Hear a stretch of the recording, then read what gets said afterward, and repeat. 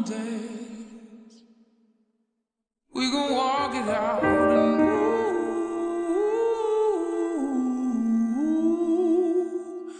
on days. And I'll rise like the day. I'll rise up, I'll rise unafraid. I'll rise up, and I do it 1,000 times again. What's up, everybody? It's your girl Brenda, aka Breezy, and I'm back with more of the Brenda Sanders story. Before I get into it, I need y'all to like, subscribe, feel free to leave a comment, and do not forget to turn on your notification bell. If you have already taken the time to do so, I am very, very thankful. Gratitude. Now let's get into it. I'm going to take y'all back to the beginning. Now, as I've stated in a previous story, I was adopted at a very young age. Now, how that became was my mother, she lost her way after my biological father died. She lost her way, and she just never could seem to get her life back on track. So when I was a baby, she discarded me and some of my siblings. And one day, a man found us, and it was told to me that I was sucking on a cigar. Well, he called the police, and from that moment on, I became a ward of the state. I was in the Oklahoma Department of Human Services custody, the state's custody. Well, we was in an orphanage. So, of course, they gave my mother time to get her life back on track. They provided her with the resources she needed, and she just couldn't seem to do so. So they told me that during our time, excuse me, they told me that during our time in the shelter that my mother did used to come visit, and she visited frequently. But something happened, I don't know, and the visits completely stopped.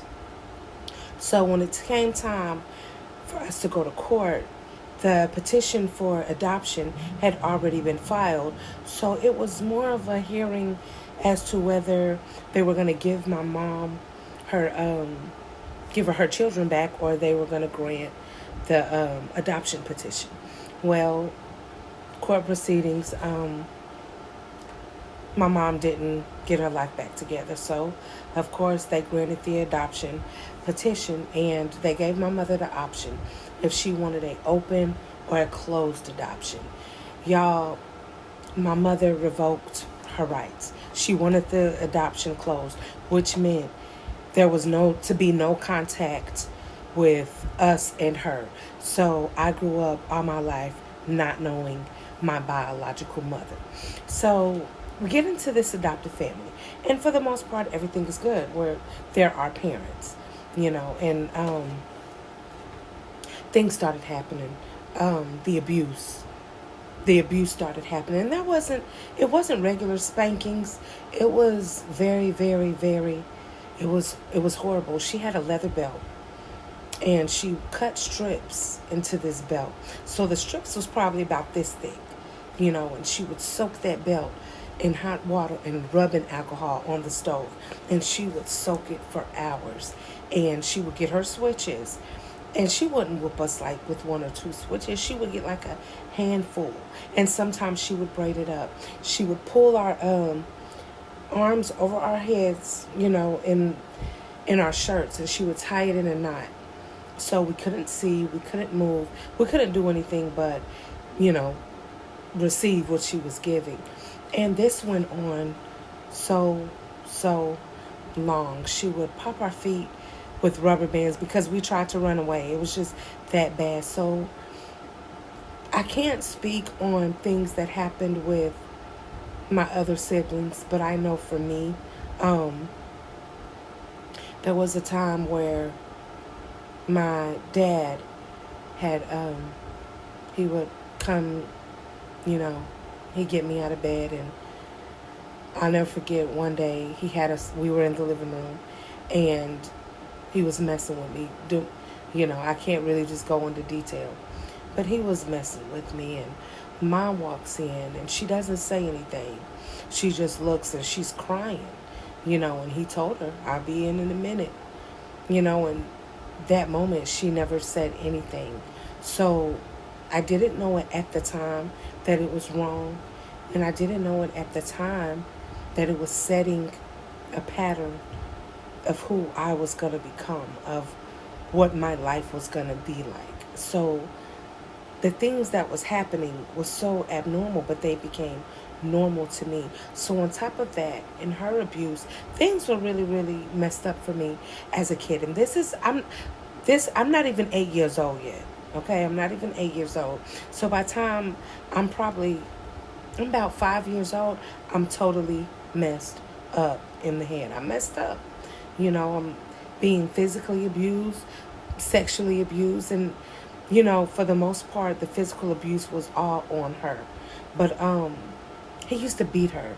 He used to beat her so bad. Now, mind you, this is everything I'm seeing at a young age. This is everything I'm going through, and I'm taking it at a young age. So he would beat her, and I mean, he would beat her so bad. One time, and let me start by saying, at first, he never would hit her in front of us. We just always hear it. And it got to the point where he just no longer cared. He started beating her in front of us. And one particular night, he was so upset. He was like, give me something to kill her with. He took the Bible. He was ripping pages out of it. He started hitting her with the Bible. He took a pot and started hitting her with it. And I don't know if it was hot grits or water, whatever the hell it was, she splashed that shit on his ass. She threw it on him. And all of this was just burnt scars. So both of them have to go to the hospital now. And she's in a cast, whatever. But the more he beat her, the more she beat us. And it was almost as if it was her therapy, It made her feel better. Hurt people hurt people. He hurt her, she hurt us. So it had got to the point where it was just too damn much. We decided to run away. The rubber bands on the feet, she would just pop them until they were just swollen and sore. So we couldn't run away. I'm being bullied at school, abused at home. Life for me is not cool. Not to mention, by this time I'm in therapy. Well, everyone's in therapy. We're doing family therapy, and now they're doing individually. But I'm completely shut down because now I'm in my own head. I've created my own little safe haven in my head. So one particular night, she beat us, and we ran away. And finally, because after so long, no one would listen to us. Everybody just thought she was the best mom because in the public eye, we were the family to be. We were a very nice looking family, a little wealthy family, very nice looking family. So no one will believe us, Well, this particular time, she got upset and she made us all get in the car. This is late. She drove us out to the country somewhere. She tied a blindfold around my older sister's eyes, and she just started shooting at her. And a lot of the things I'm saying, the actual details are in the book, the Brenda Sanders story. You don't want to miss it. So she started shooting at her, and we had to watch, and pretty much she was letting us know this is what happens when little girls tell, So we run away again. She beat the hell out of us. This time, she beat us so bad that she couldn't lie about it because now the bruises, the wet, everything is there now. So they take us to the hospital, and right then they was like, you know what? We cannot allow these kids back into this home. So we go to another orphanage. Now, this time we're in this orphanage, and we are to be placed there until the court hearing. So when we go to court, they revoke her parental rights. They let us keep our name. We kept our name. They revoked her rights, and they issued the restraining order where there could be no contact between her and us. So now we're in this, we're in a shelter for abused girls, sexual and physically abused girls and young women. That's where we are. We're in a girls' home. So We go to court. Like I said, they revoke our rights.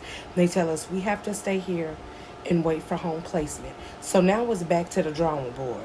On top of all the shit we just went through with this lady, now we gotta pretty much go until somebody else decides they want 3 little girls.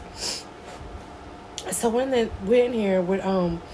And part of the program is we have to participate in group therapy. We have to undergo individual therapy, and we have to participate in what is it called? Life skills, something like that.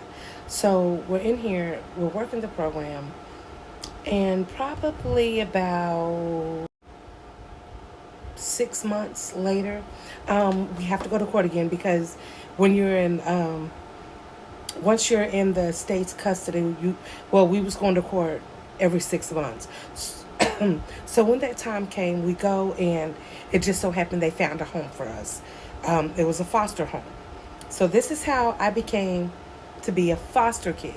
Now, I was probably 8, I think I was 8, if I'm not mistaken. But going to this foster home, I'm completely damaged. I have been damaged all my life up until that point.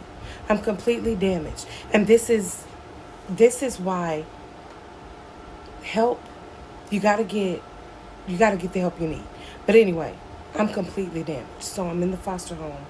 No matter how hard they try to love, I rebelled because love hurts. You know what I mean? Love is not too sweet in my eyes. So I started to rebel, and now I've just created another piece to me. I've created another piece because I'm in a new environment, new people. I already know what it's like to have a family. I just left one. So I'm in the foster home, and this is where I resided until I was 18 years old. I'm not gonna bash my parents. I consider my parents because they raised me the best they could. You know, you do the best you can. And then, anyway, there was a lot of things that went on, but I am going to get to that. I am going to get to it. But I do want to say this. When you have a child that is so damaged, you have to start at the beginning seeking help. When I was thrown into therapy, I didn't even know why. I can't even tell you anything that was ever discussed. It's you can't tell your child, I want you to talk to these people, and then say, I want you to talk to these people, but you better not say da da da da da da da. You know what I mean? That's not how it works.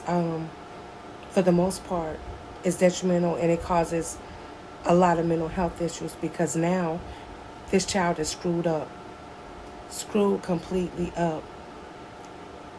And you have to learn as a parent, you have to take accountability for that. So many dark secrets are in the black family. So many, so much trauma. And people wonder, what's wrong with this person? Why they act like that? Da da da da da. Because they've been screwed up all their life and they never got the proper help.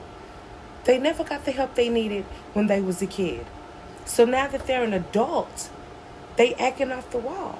They got multiple personality disorder and you name it. But it goes back to the childhood trauma. People say you damaged, you gotta heal. How? How can a person heal from something they don't even know they're supposed to heal from? Because when you're that young, you don't know this is not normal. You think this is normal. You think this is who you're supposed to be. And you begin to, set things up in your head. You set it up. Okay, I got to black this out. I'm going to be Superman, Spider-Man, everybody. Because you begin to create all these characters because you have to protect yourself. I lived in my head. I'm not going to lie. I lived in my head at a young age. I was shut off from the world at a young age. But y'all got to tune in to the next story because we're going to get into We're going to get into some pretty deep things. So tune in to the next story. Y'all follow me on TikTok, YZE Queen. That's Wise Queen. Also on Facebook, Brenda Sanders. And you can hit me up on Instagram. Don't forget to like, subscribe, and comment. And again, you do not want to miss the next story.